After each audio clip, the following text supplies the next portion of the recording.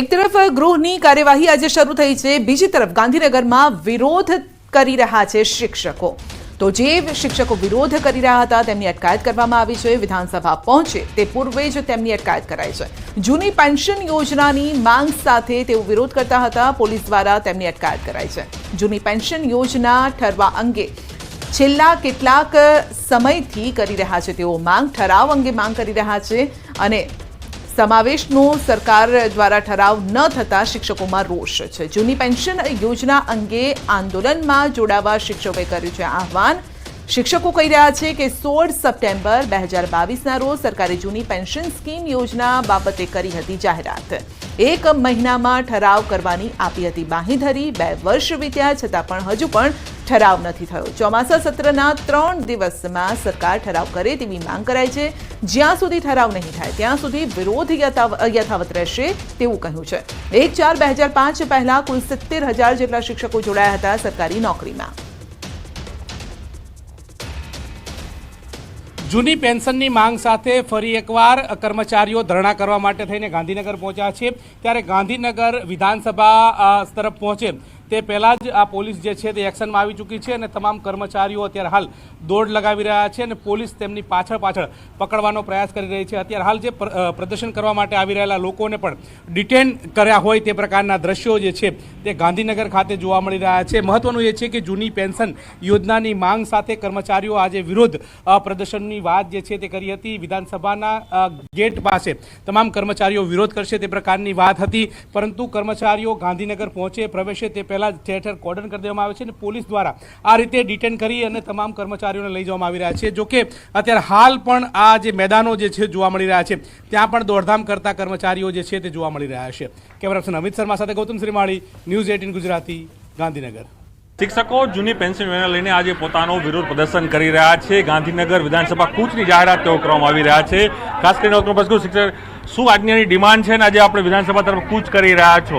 1-4-5 પહેલાના જે કર્મચારીઓ છે અને જૂની પેન્શન યોજનાનો સમાવેશ કરવો જોઈએ। કેટલાય શિક્ષકોને ડબ્બામાં પૂર્યા છે, કેટલાય શિક્ષકોના લોહી નીકળ્યા છે, કેટલાય મને ખુદને 7 કિલોમીટર દોડાવેલો છે। તમને જોતું હોય તો હું તમને મોબાઈલમાં બતાવું સ્કાઈપમાં, એટલું હું દોડેલો છે, પરસેવો છે, અમારા બધા મિત્રો દોડેલા છે। એટલે શિક્ષકો વિધાનસભા કૂચ તમારી કરવી, તમે નિશ્ચિત છો કરવી છે વિધાનસભા? હા, વિધાનસભા કૂચના પ્રયત્નો અમે સાંજ સુધી ચાલુ જ રાખશું। આજે નહીં, 3 દિવસ સુધી સતત ચાલુ રાખશું। ઓકે, તમામ લોકો 3 દિવસ સુધી એ ચાલુ રાખશે તે પ્રકારની હાલ તેઓ અહીં વાત કરી છે, પરંતુ ચોક્કસ તેની જૂની પેન્શન યોજના તેને લાગુ કરવા માટે તે પોતાનું વિરોધ પ્રદર્શન આજે કરી રહ્યા છે। તમે સાથે પ્રણવ પટેલ, ન્યૂઝ 18 ગાંધીનગર। રાજકોટમાં રેસિડેન્ટ તબીબોની હડતાલના પગલે દર્દીઓને હાલાકી ભોગવવી પડી રહી છે। સિવિલ હોસ્પિટલમાં ઓર્થોપેડિક વિભાગમાં દર્દીઓની લાંબી લાઇન જોવા મળી છે। કલાકો સુધી લાઇનમાં ઉભા રહ્યા બાદ દર્દીઓનો વારો આવે છે। દર્દીઓના સ્વજનોએ ઠાલવ્યો છે રોષ। સવારથી લાઇનમાં ઉભા રહેવા છતાં હજુ સુધી વારો આવ્યો નથી। રાજકોટ સિવિલ હોસ્પિટલના આરએમઓનું નિવેદન છે, રેસિડેન્ટ ડોક્ટરની હડતાલના કારણે આ પરિસ્થિતિ સર્જાય છે। નવો સ્ટાફ મૂકવામાં આવ્યો છે અને તમામ દર્દીઓને સારવાર મળશે તેવી બાંહેધરી અપાઈ છે।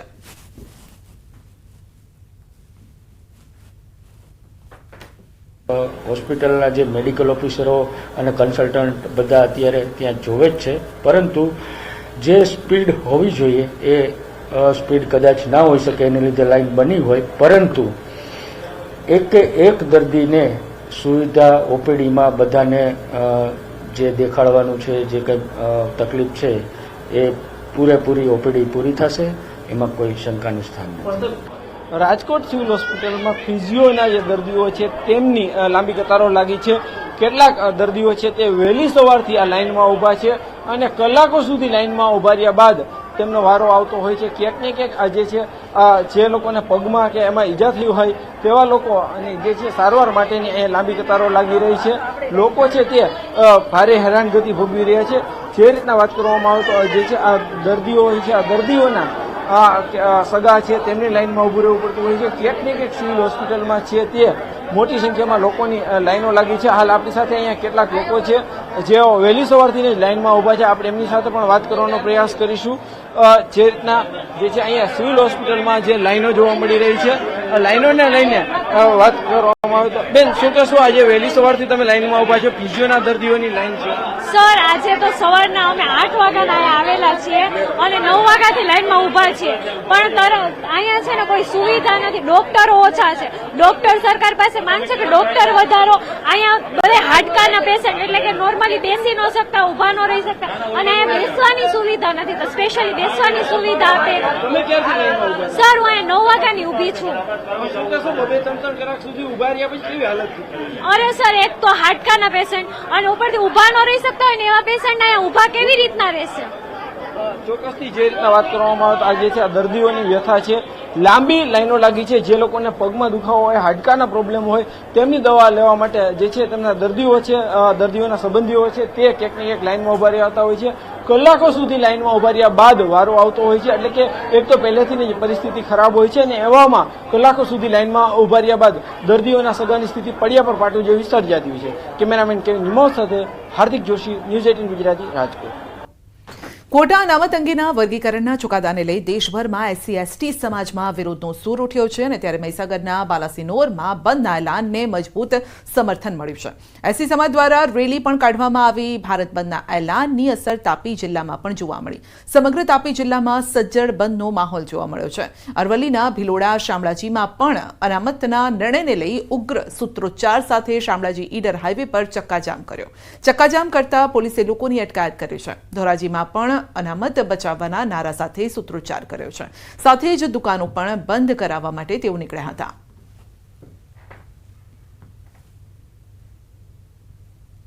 તો કોટા અનામતના વિરોધને લઈ SC/ST સમાજ આજે ભારત બંધનું એલાન આપ્યું છે ને ત્યારે આજે રાજ્યના અનેક જિલ્લાઓમાં SC/ST સમાજ દ્વારા વિરોધ નોંધાવવામાં આવી રહ્યો છે. ડાંગ જિલ્લામાં આદિવાસી આગેવાનોએ વેપારીઓને ભારત બંધના સમર્થનમાં જોડાવા વિનંતી કરી. પાટણમાં SC/ST સમાજ દ્વારા રસ્તા પર ચક્કાજામ કરવામાં આવ્યો. ભારત બંધના એલાન વચ્ચે યુવાનોએ રોડ વચ્ચે બેસી સૂત્રોચ્ચાર કર્યા. સાબરકાંઠામાં પણ ભારત બંધની અસર જોવા મળી છે. વિજયનગર, ચિઠોડા તેમજ અંદ્રોખામાં લોકોએ સ્વયંભૂ બંધ પાડીને વિરોધ નોંધાવ્યો. બોટાદ જિલ્લામાં પણ ભારત બંધને મિશ્ર પ્રતિસાદ સાંપડ્યો છે. દલિત સમાજે જય ભીમના સૂત્રોચ્ચાર અને ઝંડા સાથે રેલી યોજી. વેપારીઓને વેપાર ધંધા બંધ કરી ભારત બંધમાં જોડાવા માટે અપીલ કરી.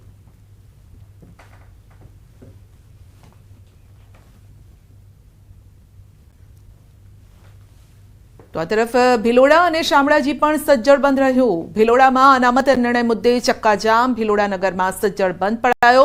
સૂત્રોચ્ચાર સાથે શામળાજી ઈડર હાઈવે ચક્કાજામ કર્યો છે.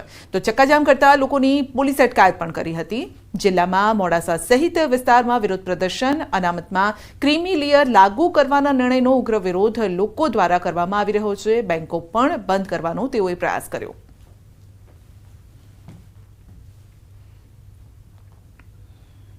ભિલોડા હોય, શામળાજી હોય, ઈડર, મેઘરજ, વિજયનગર બધી જ જગ્યાએ બંધનું એલાનના સમર્થનમાં આવેલા છીએ અને સ્વેચ્છાએ લોકોએ આ જે જજમેન્ટ આપ્યું છે એના વિરુદ્ધમાં સ્વેચ્છાએ લોકો બંધમાં જોડાયા છે. અમે ભિલોડા તાલુકાના બધા રહેવાસી જે કાર્યકરો છીએ, ઈડર તાલુકાના બી અમારી સાથે છે, વિજયનગરના બી થોડા છે અને દરેક અત્યારે આપ જોઈ શકશો કે દુકાનો એક દુકાન બંધ છે. SC/ST અનામતના સામાજિક વર્ગીકરણના જ વિરોધને લઈને ભિલોડા નગર જે છે સજ્જડ બંધ રાખવામાં આવ્યું છે. તમને દ્રશ્યો બતાવીશ કે માર્કેટયાર્ડનો જે રસ્તો છે ત્યાં જે તમામ જે બજારો છે એ બજારો બંધ રાખવામાં આવે છે. સાથે જ જે બેન્કો છે એ બેન્કોમાં પણ બંધ કરાવવાનો પ્રયાસ જે સમાજના સંગઠન આગેવાનોથી કરી રહ્યા છે. આપણે જોઈ શકો છો કે પોલીસ, જિલ્લા LCB પોલીસ હોય, સ્થાનિક પોલીસ હોય, તમામ પોલીસનો સજ્જડ બંદોબસ્ત છે. કોઈપણ પ્રકારનો અનિચ્છનીય બનાવ ન બને તે માટેનો પ્રયાસ અહીં કરવામાં આવી રહ્યો છે. ખાસ કરીને મોડાસા શહેરમાં પણ વિરોધ કરવામાં આવી રહ્યો છે. ખાસ કરીને જે સામાજિક વર્ગીકરણનો જે મુદ્દો છે કે જેમાં ક્રીમી લેયર લાગુ કરવાનો જે નિર્ણય કરવામાં આવ્યો છે કોર્ટ દ્વારા, તેનો આ વિરોધ કરવામાં આવી રહ્યો છે. ત્યારે વિરોધ સજ્જડ જોવા મળી રહ્યો છે. તમામ જે બજારો છે નગરના તમામ બંધ જોવા મળ્યા હતા. હાર્દિક પટેલ, ન્યૂઝ 18 ગુજરાતી, અરવલ્લી. ભારત બંધની અસર નર્મદામાં પણ જોવા મળી. અંબાજીથી ઉમરગામ સુધીના આદિવાસી વિસ્તારના બજારો બંધ રખાયા. સુપ્રીમ કોર્ટ દ્વારા અનુસૂચિત જાતિ અને જનજાતિને અપાયેલા આરક્ષણમાં ક્રીમી લેયર લાગુ કરી રાજ્ય સરકારોને વર્ગીકરણ કરવાની સ્વતંત્રતા આપવાના ચુકાદાનો વિરોધ કરાયો છે. ધારાસભ્ય ચૈતર વસાવાએ સુપ્રીમ કોર્ટના ચુકાદાનો વિરોધ કર્યો. આરક્ષણમાં વધારો કે ઘટાડો કરવાની સત્તા આર્ટિકલ 341, 342 મુજબ એ રાષ્ટ્રપતિ કે સંસદને જ હોય છે, ત્યારે રાજ્ય સરકારોને આવા અધિકારો આપવાથી આવનાર દિવસોમાં અમુક ચોક્કસ જ્ઞાતિ પેટા જ્ઞાતિઓને પોતાના તરફ લેવા માટે અમુક વૈમનસ્ય ઊભું કરવામાં આવશે, જેના લીધે વર્ગ વિગ્રહ પણ થશે.